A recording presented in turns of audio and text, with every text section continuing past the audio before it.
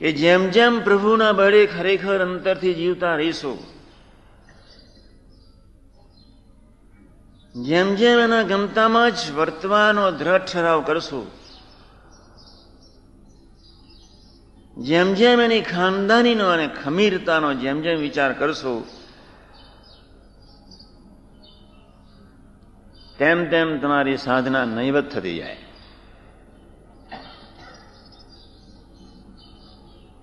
પછી સાધનાને સાધકને સાધના જેવું નથી લાગતો. અત્યારે સાધકોના જીવનમાં 4-5 વિચારો એવા વિચિત્ર ઉઠે છે.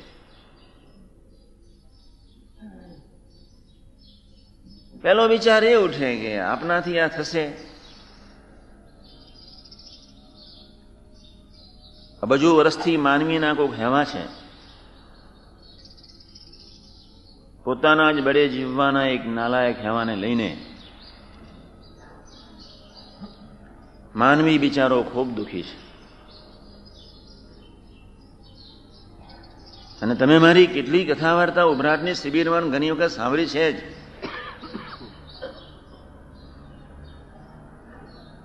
સામાન્ય જ રીતે આવા વિચારો ઉઠવાના છે. નહીં થઈ શકે, ક્યારે થશે, શક્ય જ નથી, દોષ સ્વભાવ નહીં ટળે, મારી તાકાત જ નથી, મારી બાહ્ય દ્રષ્ટિ બંધ નહીં જ થાય, હું આમ કર્યા સિવાય રહી શકીશ જ નહીં, મારાથી આવું નહીં જ વર્તાય, મને એવી પ્રીતિ થશે જ નહીં, સ્વામીજી જે કરાવવા માંગે છે એ ટાઈપની મૈત્રી એવા ભગવદીશ્રીની સાથે, એવા પ્રાદેશિક સંતની સાથે થશે નહીં. આવા જે બધા વિચારો છે, એક નિષ્ઠાની ભયંકર કચાશ. ખૂબ ધ્યાન રાખજો.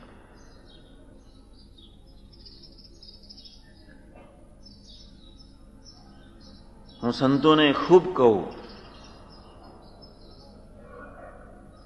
કે આપની ઉપર કેટલી બધી અદ્ભુત પ્રભુની કૃપા થઈ ગઈ, એમાંય વળી શાસ્ત્રીજી મહારાજે, યોગીજી મહારાજે ધરતી પર પધારી એટલી બધી કરુણા વહાવી દીધી, અક્ષરને પુરુષોત્તમના એ સનાતન જ્ઞાનને આપીને એક પરંપરાને જીવંત બનાવીને એને કરુણા જ વરસાવી. એ ખ્યાલ થોડો ઘણો જો આપણી ચેતનાને વિશે દ્રઢ થાય. કાકાજી એટલે જ એક વાત કાયમ કહેતા, સંતોને તો ખૂબ કહેતા,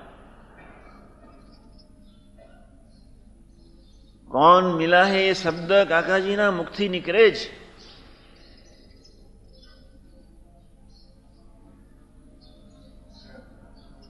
સામાન્ય રીતે જ 1959ની સાલમાં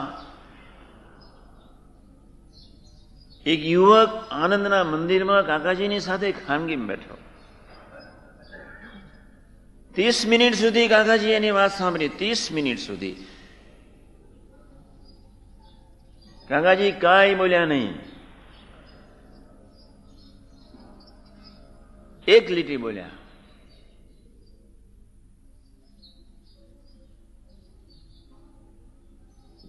કે તને સાધુ થવાનું સ્વામીજી એ કહે છે, તું જે કહું છું જે તારામાં નર્યો કચરો પડ્યો છે એ પારદર્શક પુરુષને દેખાય છે ને, દેખ્યા પછી એ તને કહે છે. અને બીજી વાત મારું નોંધી લે કે જ્યારે વ્યક્તિ જ તને કહેતી હોય, બાપા જ તને કહેતા હોય, તો તારી જવાબદારી કેટલી? તને વિશ્વાસ છે? હવે ન પૂછીશ. પછી કાકાજીએ પૂછ્યું, તને બાપાએ શું કહ્યું? બાપાએ એટલું જ કહ્યું, શાસ્ત્રી મહારાજ બહુ સરસ સમર્થ છે, આપણને સુખિયા કરી દેશે. કાકાજીએ તરત જ કહી દીધું, એ લીટીને વાગોડ્યા કરજે બસ.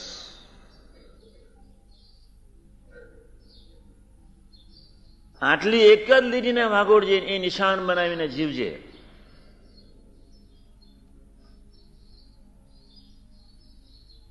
પણ મેં હમણાં જ કહ્યું કે માનવીના અબજો વર્ષનાની ચેતનાના ખોટા એક હેવા છે, એનો આંખ બી નથી બિચારાનો.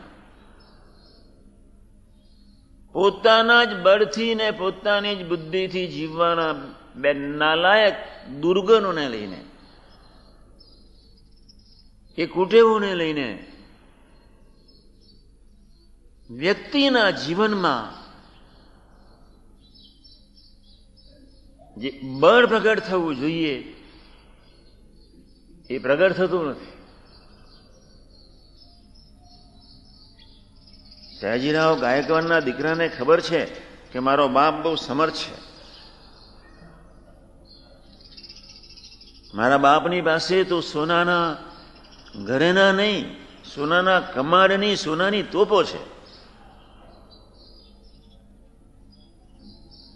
અને જે દિવસે ખરેખર એને ખબર પડી જાય કે મારા બાપની પાસે સોનાની તોપો છે, અને બાપ એને એમ કે તું ચિંતા ના કરીશ, પછી એ દીકરો સામાન્ય રીતે માની લેશે કે હવે મારે હજારો જન્મ સુધી હવે કોઈ ચિંતા નથી. જ્યારે હું તમને બીજું કહું છું કે આપને આટલા જ બધા બેઠા છે, હું 1000 વખત બોલ્યો હોઈશ, 1000 વખત.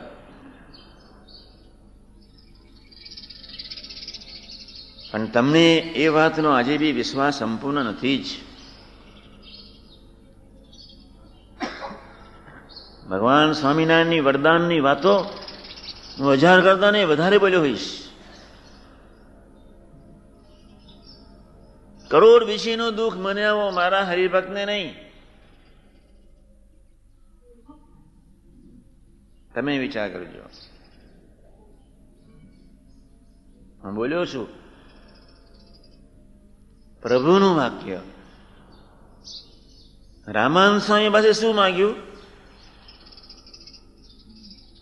7 દુકાન પડે પણ મારા હરિભગતને અંદોતને વેર નહીં. પ્રભુએ સંકલ્પ શું કર્યો? કરોડ વિશેનું દુઃખ મને આવો. કેટલી બધી સરસ વાત કરી. સૂઈ રહેવાનું છે, સૂતા આવડતું નથી. સુખપાલમાં બેસીને ભગવાન ભજવાનો જ અદભુત સમય મળ્યો છે. પપ્પાજીની સનાતન સૂત્ર બહુ સાચું છે. સુખપાલમાં બેસીને હિંડોળા ખાટે બેસીને હિંચકાવનાર બી જુદા ને થાળ બનાવનાર બી જુદા ને થાળ પીરસનાર બી જુદા. અને પપ્પાજીની સૂત્ર બ્યુક ગાડીને તાજમહાલ હોટેલ.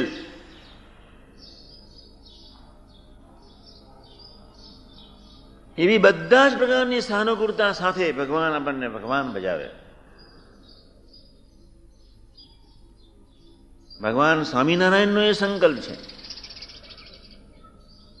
કમનસીબ માનવીની મન બુદ્ધિની એનો જે અવિશ્વાસ છે,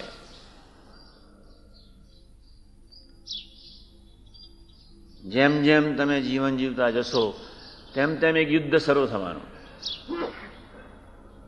હજુ તો તમારા ઘરમાં તમને કેટલાને બોલતા આવડતું નથી. મને જ બોલતા નથી આવડતું તો તમને ક્યાંથી આવડે?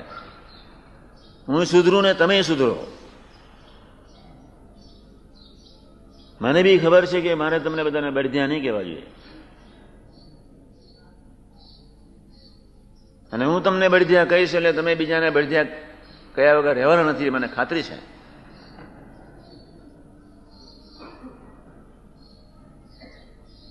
પહેલું તો મારે સુધારવાનું રહ્યું.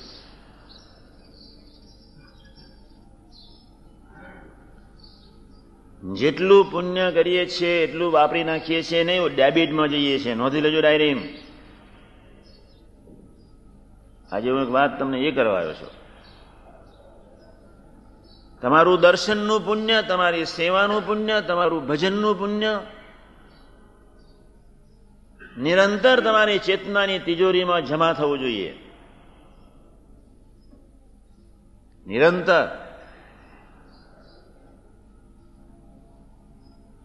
અને જે નથી થતું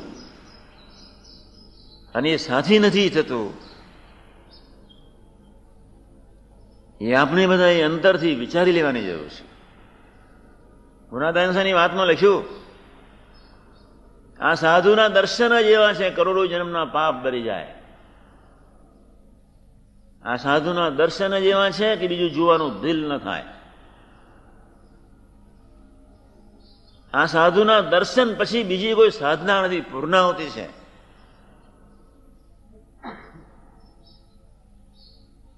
ગુણાદાનસાની વાતમાં સ્વામીજી લખી નાખ્યું, આવા નવા અક્ષરધામમાંથી આવ્યા છે એવું મનાય તો કરવાનું કાંઈ બાકી નથી.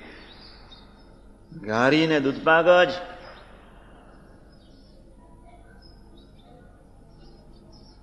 પણ 3 નાલાયક એવા છે જેના ફળ સ્વરૂપે તમારી ચેતના ઉપર પુણ્યના થર જે સંસ્કારો, અહીં એક મળ છે, અહીં એક આવરણ છે, અહીં એક વિક્ષેપ છે, તમારો એ વિષય નથી.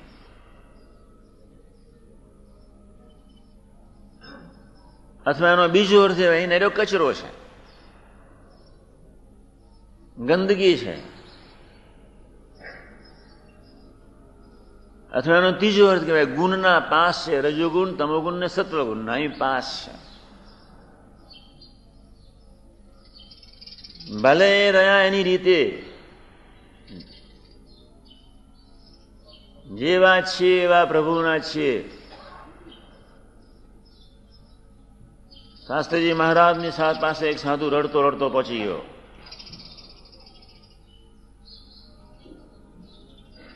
શાસ્ત્રીભાઈએ વાત ન સાંભળી, વ્યાયા ગયા વિચરણમાં.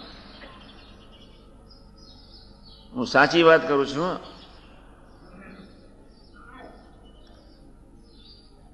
પછી 6 મહિના પછી એ સાધુ ફરી શાસ્ત્રીજી મહારાજ મંદિરે આવ્યા, બોચાસન, ફરી રડ્યો, આરોટ્યો.